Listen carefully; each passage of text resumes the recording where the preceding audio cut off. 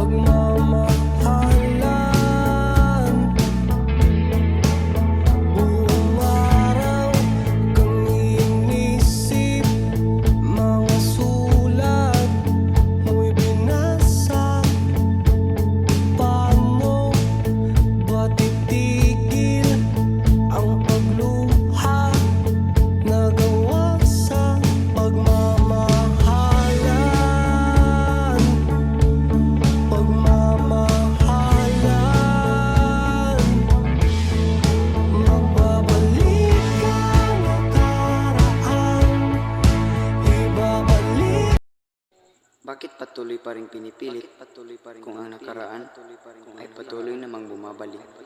Hey, my transfer daw. Good morning everyone.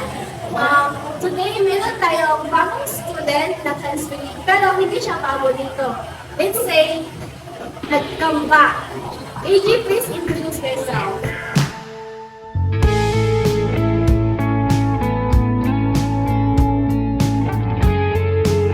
Hello everyone, I'm Philip.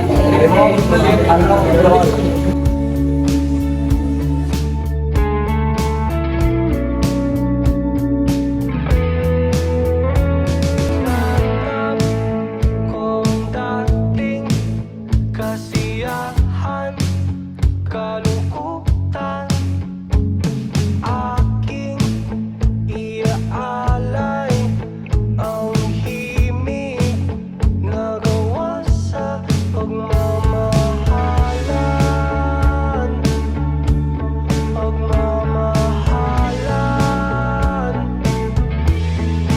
Magbabalik ka nakaraan, ibabalik ka pinagmulan, umaasa, umaasa. Magbabalik ka nakaraan, ibabalik ka pinagmulan, umaasa. Aasa pa ba ako kung sa mga panahon na ikaw ang nais ko, ngunit iba yung pinili mo? Aasa pa ba ako kung yung oo na hinahanap ko sa katanungan na may pag-asa ba ako, isa iba mo binibigay? Aasa pa ba ako na mabibigyang halaga yung pag-ibig na inalay ko sa iyo kung sa iba mo rin pala hinahanap ito? Aasa pa ba ako kung yung taong minamahal ko ay may ibang iniibig at hindi ako? Aasa pa ba ako? Hindi na siguro.